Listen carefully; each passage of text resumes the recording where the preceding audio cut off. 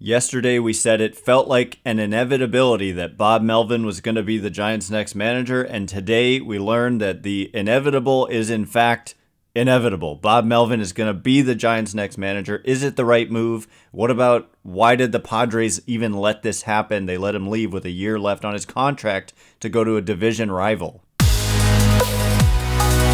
You are Locked On Giants, your daily San Francisco Giants podcast. Part of the Locked On Podcast Network, your team every day.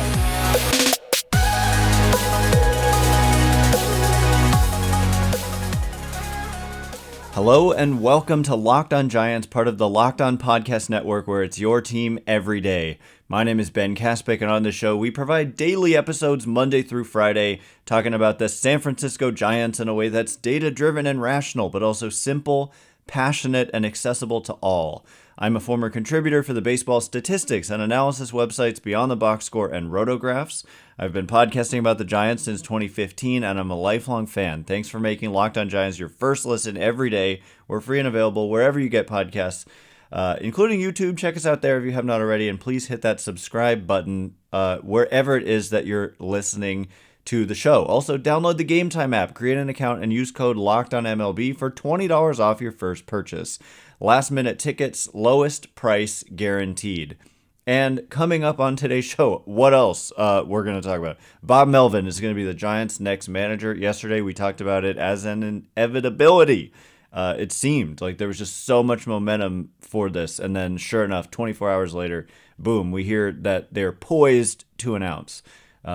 There's reasons that they haven't announced it yet, that the league doesn't like teams making major announcements when there's big playoff games like there is tonight with a Game 7. But basically, this is a crossover episode with myself and Javier Reyes from Locked On Padres, and we're going to break it down from all angles. The Giants, is it the right move? The Padres, why did they let this happen? So much to get into. Without further delay, let's just jump into the conversation I had with Javier Reyes from Locked On Padres about the Giants being poised to announce Bob Melvin as their replacement for Gabe Kapler as the next manager of the San Francisco Giants. But Ben, look, before we get into it though, how are you? It's been a quiet off season, I think, for us both, but that's also because we're not fully in the off season yet because the playoffs are still going on. Congratulations to the Rangers at the time of this recording. The AL representative, we'll see who the National League representative is. But sir, how are you doing during these waning moments of October? Well, it's been hectic. I'm in the process of moving, and so that has in fact been hectic. But underneath it all, I always am locked in on the Giants, and the fact that even though it's been quiet, the fact that they're looking for a new manager is a huge deal. So I knew now it's past tense that a big, huge kind of announcement was imminent in the next, they said they wanted to get it done by the time that free agency started, which is 5 days after the World Series. And so World Series is about to start. So we knew it was coming soon. And then, of course, the big news that the Padres were going to allow Melvin to interview. And as soon as that happened, it was just it seemed like everybody, you, me, everybody just was like, this is very likely to actually happen where he's going to get the job. And then 24 hours later, here we are. Yeah, absolutely. It's just, I almost don't know where to start, frankly. So I'm going to start by saying, first of all, big move, obviously, Bob Melvin. I felt the effects of what happened when the Padres first hired him just 2 years ago. And that was a crazy big move, especially at the time, because Melvin was still with the A's. And then all of a sudden it was boom, boom, boom, it changed, especially for a Padres management team, front office that hasn't hired a name like that. Someone that doesn't have a connection to AJ Preller, someone who had a lot of experience, wasn't super young, wasn't a first time manager like Jace Tingler was beforehand. But then your first immediate reaction from the Giants side of things, bringing in Bob Melvin, and I guess part of this is talking about Gabe Kapler, but we'll start with first initial reaction. Bob Melvin will manage the Giants in 2023. It's somewhat mixed, but I've my my first reaction when Gabe Kapler was fired, there was like immediate speculation about Bob Melvin around here. He and I went to the same high school, Menlo Atherton High School in Menlo Park. He grew up in Hmm. Menlo Park, so like he is local to the Bay Area. Hmm. He went to Cal. He went to Kenyatta College, which is a community college in Redwood City, which is near here. He played for the Giants for a handful of years in the 80s, Hmm. and he managed the A's across the Bay. So there's so much Bay Area connection. The one thing I was initially was like, okay, well, look at the Padres season that they just had and how disappointing of a year it was. And like from the outside perspective, it was kind of like my initial reaction was like, well, if he like I just the images of Bob Melvin that resonated from 2023 anytime I turned on a Padres game and just saw, you know, the team collapsing or whatever, and he just didn't look happy, and I that was like the lasting kind of impression was like Bob Melvin failing to lead this superstar team to more than an 82 and 80 record. But then the more I thought about it, the more Hmm. I thought that it actually made a lot of sense given what the Giants need, and it does tie into what Gabe Kapler didn't provide and what was missing and what went wrong with his tenure. And so um, I have ultimately come to land on, and I said this yesterday before they actually hired him. I'm not just saying it now that it's done. That I ultimately kind of landed on. I think it's a really good move for them. I just have like one area of concern, maybe, which is what the coaching staff looks like. But he himself, as the manager, I think it brings a stability and a Hmm. credibility that it sounds like the Padres were going through too, around maybe even more so when they hired him away from the A's. Hmm. The Giants kind of had like Kapler just never. He felt kind of like an outsider. This is possibly just partially just my opinion, but he grew up in L.A., which is like people around here. It's just we don't like L.A. Like it's fine, you go visit it every now and then, but it's just like he was in the Dodgers organization as their farm director. And so a guy who's like local, I don't know if he grew up a Giants fan or an A's fan or maybe some other team, but and then just such credibility Yeah. with the track record. I mean, he's managed like this will be his like 21st season as a manager, and commands respect from the players immediately, I think, and credibility with the fans. He's like friends with the Giants broadcasters, which I think like it's just um, there's all kinds of different angles. Like we could talk probably for way longer than we're going to about Hmm. all this, but I came to land on I think it's the right move. I just want to see what the coaching staff looks like. Yeah, absolutely. And I think that my perspective as a non-Giants fan, taking the Giants perspective, if that makes any sense, Sure. is I find it kind of fascinating what's going on here because this is a team that hasn't had necessarily the like utmost respect, not respect, success over Mm-hmm. the past few years. They've definitely had some, don't get me wrong. And frankly, I think that they did quite well from the outside, considering that they whiffed on their free agents famously in this past offseason. And this move kind of seems like we're still like committed. Like we're not just leaving a guy to hang out and do stuff. And I think that that says a lot. I think that's cool for the Giants. And I think that the Giants just having someone with experience, like you said, experience definitely matters a whole lot. And, Melvin, he's done a lot with less. And I don't mean just less players, I mean less organization.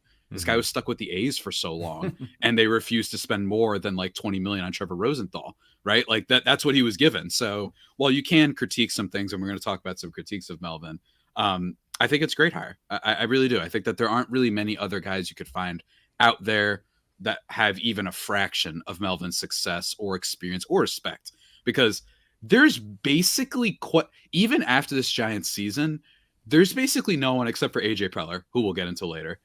Believe me, that's why I'm wearing my hat today. Um, Basically, no one in the sport, from people I've heard behind the scenes, off the record, people that other people have told me they've heard off the whatever it is, random commentators, everything. There's like not a single person who's like, about Bob Melvin. I can find people who said that about Gabe Kapler when the Giants were winning before I can find someone who says something negative about Bob Melvin. And I'm not just saying that, like I literally could. So I think that for the Giants, I wonder if like this shows that they're getting this show on the road. And I think that the swiftness with which this happened is probably a good sign if you're a fan. So I'd be interested to see how it plays out and whatnot. And yeah, that's all I have to say from the non-Giants perspective as an outsider, the non-Giants fan. We're going to get deeper into this because, again, I don't wear my hat for no reason. I always wear it with a purpose lately. And you wear it often. I wear it often, which is the big problem here. We're going to get into the Padres kind of side of things, what this says about both teams, frankly, in just a second, guys. But before we do that, got to talk about our good folks over at Jace Medical. Here's the thing. There's a lot of craziness out there. There's a lot of craziness all the time. I mean, we just had a pandemic. I know it's like 3 years ago that thing started, but it still can be felt. And frankly, it's just still crazy that was 3 years ago. But that threw everything out of whack and showed you that you need to make sure that you are prepped and prepared with life-saving antibiotics. And Jace Case is here to help you. It is a personalized emergency medication kit that contains 5 essential antibiotics that treat the most common and deadly of bacterial infections. You could also customize your case and add additional life-saving medications based on your unique needs. It also, like I said, offers customization, and all you have to do is just hop on a call with one of their licensed pediatricians, and they'll help you out, figure out what is best for you. It's great, and Jace is continually working to expand their medication offering. So on top of already having a lot, on top of having a customability, they've got you with growth. It's great. You love to see that from companies. In most recent efforts, they've added plenty of different options to their case. So you can even get gift cards. You know what I mean? Surprise someone with a Jace case or whatever you want to do. So go to go to jacemedical.com and enter code LOCKEDON at checkout for a $20 discount on your order. Remember, that's promo code LOCKEDON at Jace. That's spelled JASE medical.com. J as in Jace Tingler, A as in Alfredo Simone, S as in Sergio Romo, and then E as in Ernest Klein, author of Ready Player One. Again, I'm really random today. Remember that JaceMedical.com, locked on for a $20 discount. Go check it out. And everybody, just like that, we're back here on the Locked On Padres and Locked On Giants special breaking news crossover with the news that Bob Melvin is heading to the San Francisco Giants, leaving the vacancy open for the San Diego Padres. Ben, I'm just going to go ahead for a quick second now. I think that this speaks so much volumes, and I mentioned this on my episode today, or my episode yesterday, but this speaks so much volume about the Padres and their organization. And here's why. It almost has nothing to do with Melvin himself. It does, because this is a super experienced manager, and he's had a lot of success elsewhere with a lot less, like we mentioned in the first segment. And you're letting him go after 2 years. And one of those years, you got the closest to the World Series you had been since basically 1998, when they were literally in the World Series. Unfortunately, they had to play the Yankees, but I digress. On top of all that, you have to take into account this. You let this guy go to a division rival, which doesn't happen very much. And the last time it happened for the Padres, it was a man by the name of Bruce Bochy. Thankfully, though, he didn't have much success afterwards, so we can be okay about that. Thank you, Padres leadership. So there's no way this will bite them in the butt, right? Not at all, right? And none whatsoever. When you watch sports, oftentimes the team that gets rid of great talent and experience and success, and it's the team that usually hasn't had any before, that always ages well. This isn't the Cardinals getting rid of a manager where you're like, oh, I mean, maybe the Cardinals have a recent streak of success. This is the Dodgers, if they finally got rid of Dave Roberts, who chokes every year. Whatever. Like, that would speak more about being, hey, maybe they know what they're doing. But this is the equivalent of the New York Jets selecting a quarterback again for the 85th year in a row in the first round, acting like it's going to change things when no one in your front office has changed or in your organization. And on top of all that, leaving to a division rival, which, oh yeah, definitely won't age well. Bob Melvin said Tatis, Soto, Musgrove, Darvish, a farm system that is growing by the day and frankly might even still be better than the Giants' current farm system. I haven't been paying attention, despite all the trades they've made, and Juan Soto and Manny Machado and Xander Bogaerts and an ownership willing to spend for the first time in franchise history. And he decided, you know what? I prefer, I forgot the name of your catcher. Patrick Bailey and Kyle Harrison and Mike Yastrzemski. No offense to those players in the slightest, but that is such an indictment that he decided to leave one of the most star-studded teams in the league to go to a division rival that, don't get me wrong, things could change this offseason. Maybe that's the plan. Maybe bringing in Melvin, we'll talk about that in a second, is a plan of things to come. But the guaranteed stuff is right there. You've got Padres players. You were in the NLCS not too long ago against a team that might be in the World Series 24 hours from now. And you let that go because you decide to trust your GM, who hasn't had any season in which the team has won more than 90 games. The best season was 89 games, and that was under Bob Melvin. And no other manager that AJ Preller has done better than that. And most of them have been first-time managers or people that he knew from the Texas Rangers organization when he was still there. Ben, I am so livid with this. Oh, well, Javi, didn't you see the series against the Giants when he managed the bullpen? Yeah, it's hard to manage a bullpen when inexplicably Luis Garcia has like the best slider in the league amongst relief pitchers and then has a 6.8 million ERA. And then your closer doesn't want to go more than 3 outs. Okay, it's a little bit hard to manage under those circumstances. It's not his fault that you're up by 5 and you're like, hey, Luis Garcia, just don't be this bad. You could be bad, but not this bad. And he's that bad every single time. That is the story of the San Diego Padres in 2023. And I just, and don't even get me started on the reports of Ryan Flaherty, who's the offensive bench coach, or a bench coach for the Padres, is the offensive coach for the Padres. Wow, 2023 really showed me that he did a great job as an offensive coach, being like the worst clutch team in the history of the damn sport. So I'm really thrilled that they're just hiring someone who, in my opinion, is probably just an extension of the front office. That's what Preller wants, because God forbid he can take just one more year of someone who actually tries to do their job without him roaming around like an eagle circumventing, a dead rat or whatever. What do eagles eat? I don't even know, but you get my point. Like, it's just, that's what he does. He hovers around everything. He micromanages, and now you cost yourself a manager.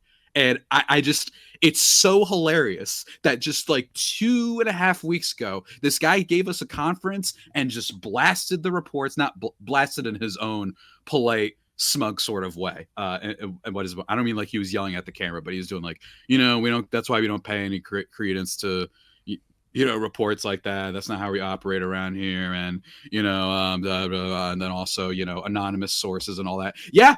Definitely. Based on this, there's definitely no credibility to all those reports. So, Ben, I've been ranting for a while, but I really just think that this shows you how much disarray there is in the Padres organization, that they're like, we trust our GM who's been here forever.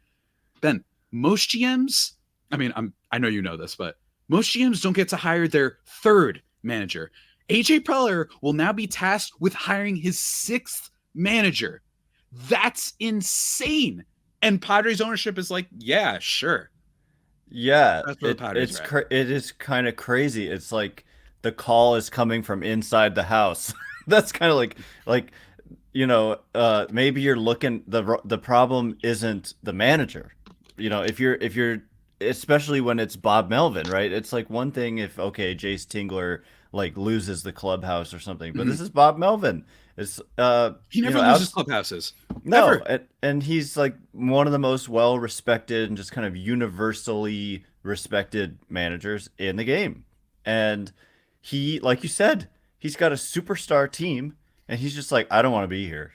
Basically, is what it seems like. And why?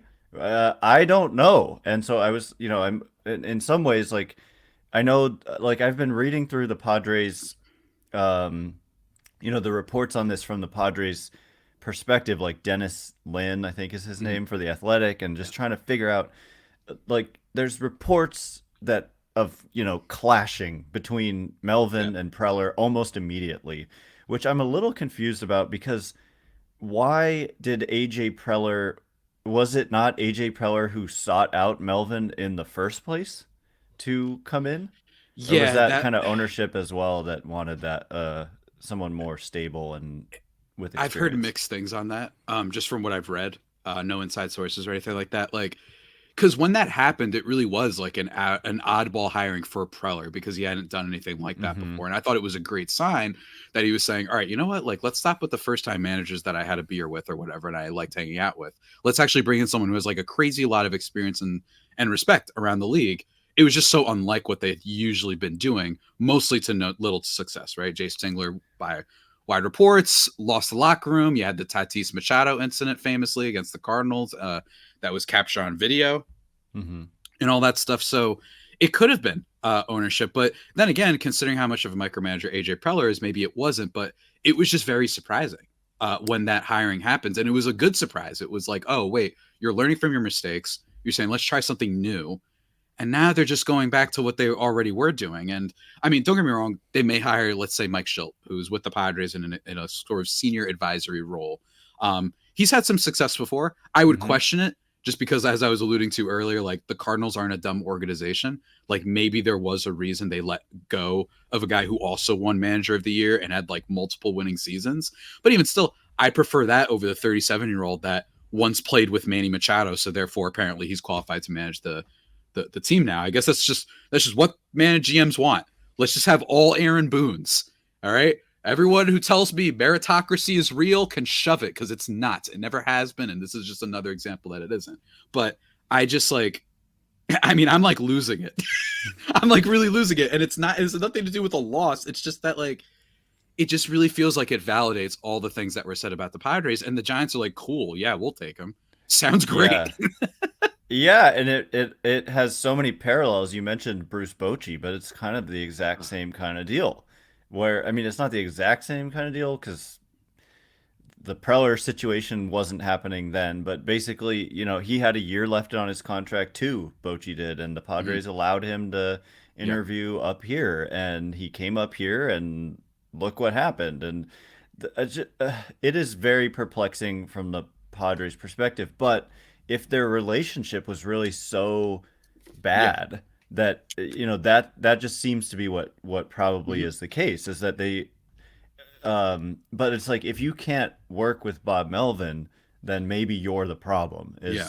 And that's from my outside perspective. As a Padres fan, I would probably be livid with this too. And just yeah, I mean the Padres have 2 winning seasons under Preller, and they were the 2 seasons in which Bob Melvin was the manager. Mhm. Granted, the talent level is off the charts the last 2 seasons. And 2020, I guess, but still Oh, right. Two full 2 full two seasons, but full yeah. seasons. Yes, I apologize. They did have a great 2020. But yeah, it's like, hey, if you don't want them, we'll take them. That's kind of how I feel because like I said, I've really come around that what the Giants needed and like I think I want to probably if I may like transition a little bit to talking about Kapler and like why he was fired and why You Melvin you may uh do that in just 1 second, yes, Ben. yes. Just one I was second as gonna I do say. my hyper punch. Yeah, yeah. Because I want to talk really quickly because let me tell you, things like this, they change outlooks. They change lines. They change betting lines. You know what I'm saying? Let me tell you guys, with October baseball at full stretch, but make no mistake, like they'll be back for when the regular season here. And I'm sure that everybody's already hitting the over on Giants wins just because of this one sign. And we're going to talk about the Giants in just a second. But again, guys, of course, I'm talking about our good friends over at FanDuel. You know them, you love them, and you've got October baseball, obviously. And in terms of right now, if you join today, you'll get started with $200 in bonus bets guaranteed when you place your first $5 bet. See, this is what we do for the people, Ben. We just give them free, cool ads and plugs and discounts. It's just what we do here at Locked On. We are giving to our fan base. We trust them. We are an AJ Preller. We trust them. It's a good deal. $5, 200 in bonus bets. That is a good deal. Yeah, it absolutely is, guys. And if you just visit fanduel.com/lockedon, you can create your new account and get that bonus. And also, whatever you want. It's home runs, strikeouts, walks, hits, total bases, stolen bases, doubles. Next manager fired under AJ Preller. They probably have that up on there. Probably.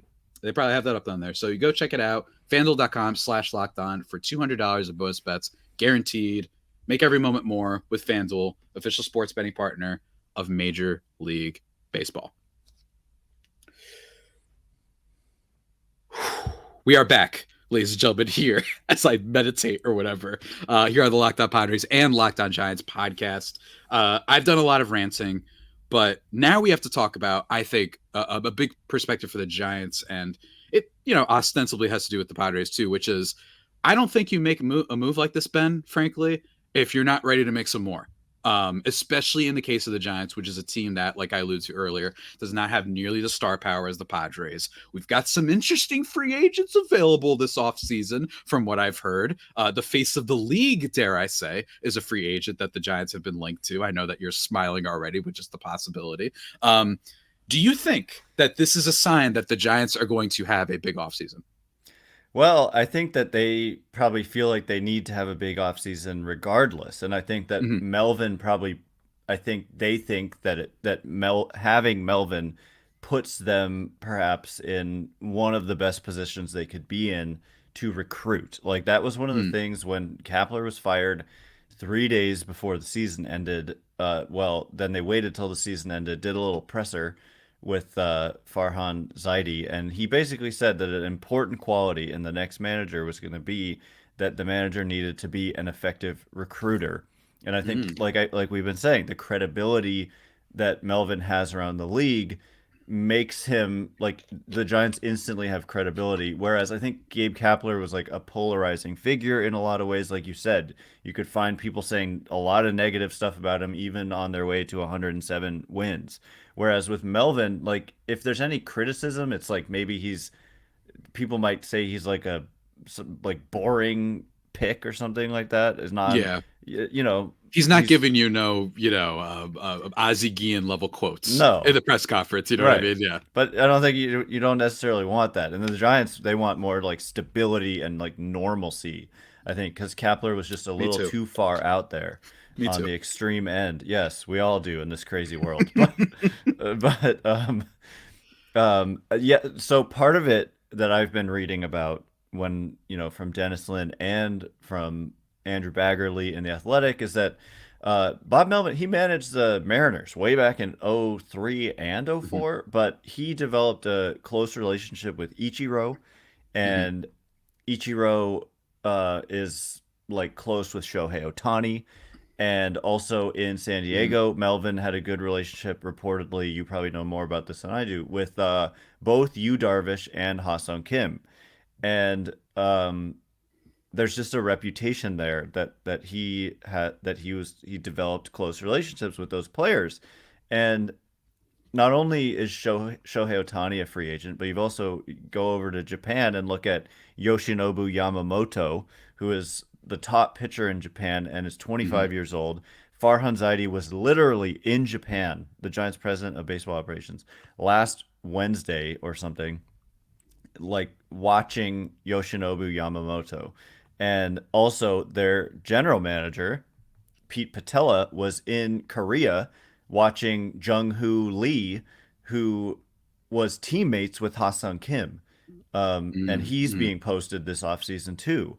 And so when you talk about recruiting and you talk about, there's reports that I have read that these two players, and plus Ohtani, Shohei Yamamoto and Jung-Hoo Lee, and Melvin, I think, because Darvish is known to kind of be like a sounding board for players coming over from Japan. And also Blake Snell is a free agent, and the Giants are seeking high profile free agents. And just do it. Just take everything from me. I'll take Snell. We'll take Soto next year. We'll take Shohei. We'll take Yamamoto, and we'll take Jung-Hoo Lee. And AJ Preller will still be the GM somehow. That'll be the best part. Yeah. Yes. And so they certainly intend. I mean, because how can they possibly not intend to do something this offseason? Because they tried last offseason, famously, like you said, like it blew up in their faces. and then they didn't have a good year record-wise at the end of the day. They did for a lot of the year hold a playoff position, but they fell apart down in the last couple months. So they certainly intend to go out and try to re-energize the fans by making moves, but also just make the team better because they can't. Farhan Zaidi, the president of baseball operations, this is the last year of his contract coming up, so he Mhm. cannot afford. Unlike the Padres, like the Giants, I don't think will be just all. Will just have, you know, like patience for eternity with Mhm. Farhan Zaidi. Like they need to win, and so they need to get better, but they also need people to get more excited about the team because people are like bored with the team and they're irritated with the way they play in like an unorthodox way. A lot of bullpen games and openers Platoon and stuff and all that. platoons, Yeah. and Gabe Kapler was like extreme far on Yeah. that end of the spectrum. And I think Bob Melvin, and maybe you can speak to this a little bit, is just kind of more maybe a balance and someone who can kind of read his players and kind of, if the players are unhappy, like he cares about that and he might implement something a little bit differently, so that he's not, the manager of a group of disgruntled players. And I'm not sure Kapler was able to really do that, and Mhm. he wasn't a great communicator. Like a lot of the things he said were just odd. Sometimes he criticized players like openly, which The you don't normally weird. see. Well, who was the pitcher that like looked like he was about to fight him on the mound? You know Oh, what I'm Zach talking about? Littell. Yeah. Yeah, that was weird. It was like in August or whatever, and I was like, is he like gonna It swing? was 2022. Yeah. I was like, is But he gonna swing on him? Like it was I know. so weird. And I then was like, they I've never like seen cut that. him like 2 days later. They Yeah, DFA'd him. But that was odd. yeah, I mean, he just never won over the fans, and I think his communication style, like, and he was replacing Bochy, who's like, Yeah. it's almost an impossible task. But I think if anybody, like Melvin, is much closer to Bochy as a style, certainly Hmm. as like a presence, than Hmm. Kapler was like the polar opposite, presence wise. Hmm. Like his, just the way he was in a Yeah, room and the way absolutely. he spoke and all that. And but Melvin has experience. He's not just like old school, quote unquote. Hmm. Um, managing the A's, they're a little bit, they were forward thinking or whatever, but also he's got. So I think Melvin's a blend. Like, can you just briefly tell me, like, how Yeah, was he as a manager? I thought he was great, and I think that the results speak for themselves. Now, it's not as great of a resume in terms of his time in the San Diego Padres organization, just because it was only 2 years. So it's almost better to look at like the whole thing with him. You know what I'm saying? Like it's a little hard just to go from my perspective. The only thing was a couple of questionable bullpen moves, where you were like, why? Let's just bring in. But again, as I mentioned to you, sometimes they were just bad relievers, and I just think that there were moments when like. I mean, it just felt like no matter who he brought in outside Josh Hader, if it was a big spot, that guy would. It's like if a guy was pitching well, they'd be due, and it would happen right there. You know what I mean? Like it would be like no matter who he puts in, it's almost like doomed if you do, doomed if you don't. And then, like I said, with Josh Hader, who won't go more than 3 outs and won't go on back-to-back days, despite the team literally still being alive for a playoff spot. So that was great. But yeah, I think that I just think it's a smart hire, and I think it says a lot about their prospects personally. You were also already mentioning the players, from Yamamoto to Lee, to Otani. Like, I think that absolutely matters. And I think that to segue just really quickly to finish on my Padres point, I think that this means a lot for the Padres offseason. I think that it means a lot on top of all the reports with their weird financial stuff, not just in how much are they losing because of the weird network deal stuff that happens with their provider. That's a little bit separate, but it still matters. And then the report that they're cutting on payroll, and you just let go of your manager, that is now going to the Giants, who are looking for someone who has recruiting abilities. It would tell me, and I don't think that in theory this is the worst thing in the world, that the Padres probably aren't going to have that giant offseason again. They're probably not going to have a Xander Bogaerts, which frankly, I think is okay. You know why? Because you already have Xander Bogaerts. You don't need to do another big splash. But in terms of, let's say, re-signing Juan Soto, I'm wondering if Juan Soto's like, his agent's like, hey, look, do you like this organization? Because if you don't, I guarantee you, like, you good enough, bro. Like, you're gonna get paid everywhere. So don't worry about that. You're not some like random free agent that's hoping to latch on and stay in the confines of Petco or whatever because you like the left field wall or something like that. I don't know. But I think it says a lot for their ability to retain Soto because I think players look at this. I think teams around the league are thrilled with the instability of the Padres. And I think players look at this. I really do. And don't get me wrong. If the Padres were to offer like an egregious amount, Soto would be like, hey, man, a bag is a bag. I don't care. I'll stay here. You know what I'm saying? Like, nice he's city. Like, you know what I mean? Like, it's a nice city. And hey, we'll be at least, we're 82 and 80. Like, you could convince a lot of people to do things with if you drop that much money. But like, if it's a tiebreaker sort of thing, right? Like and we won't know this for sure unless we're like really plugged in. Like if it's like, oh, X team offered 410 and Padres offered 430, maybe he might say, you know what, I want to go with the organization that knows what it's doing. So I absolutely think that this could have an impact. It's just not an impact that you can readily immediately see in your face like a flashing neon sign, right? But I think it means a lot for both teams. And I wouldn't be surprised with anyone that the Giants pick up this offseason. I think that they could absolutely swing for it. I wouldn't sleep on the Mets with Ohtani, just because I think Steve Cohen is a sugar daddy, and I think he watched the World Baseball Classic, and he was just like, oh my gosh, imagine if I had that. Like, I just get like bajillions of fans tuning in every day, so I could see that. But yeah, I think this means a lot for both franchises. I thought that was a bug. Both franchises. Bad for the Padres, obviously, and I think tremendously good for the Giants, at least because, you know, Kapler did win Manager of the Year. And they did have the 107 win season. Fluke or not, bottom line, I mean, I don't think it's a fluke to win that many games. You had to have done something right. It's a good sign. And if they were going to replace a guy like that, they made a good replacement. They didn't do what the Padres are doing, which is let's replace this really experienced guy that everyone loves with a 37-year-old who played with Manny Machado once. You know what I mean? Like, that just seems to me like they have a plan. Well, the Padres are like hoping that their one guy finally has a plan. So let's see how it shakes out. We shall see. I mean, it's fascinating, and I hope, I know and hope that it's not the last time we get into this, because there's going to be a lot more to discuss, and there's a lot more I could say, but I know we're out of time. It's all good, man. It's all good. Yeah, if everybody wants to go see the crazy with the Padres, the Dennis Lin article from The Athletic, Ken Rosenthal and Dennis Lin's combined joint feature that came out a few weeks ago about AJ Preller. Kevin Acey, San Diego Tribune. I know my listeners sometimes hate him for sometimes inexplicable reasons. Sometimes justified, but sometimes inexplicable. You could check out his article on that. You could check out the Athletic article from 2 years ago on AJ Preller and the 2021 collapse. And until next time, everybody, when Blake Snell signs with the San Francisco Giants, and Ben and I are joined together for another crossover on that move, and I probably end up complaining and yelling again. Ben, do you have any final things you'd like to plug for the people? As I usually say, no, I don't. I don't know. I love when you do that. Last time you did it so clean, though. You like paused and just said no. And I said, all right, like that's man, a few words. Go check out Ben on Twitter at Ben Kaspick. That's spelled Kaspick. And me, of course, at Javapeno, Javiiipeno. Thank you, everybody, for listening. And until next time, stay safe and, of course, stay faithful. My Friday Faithful homies.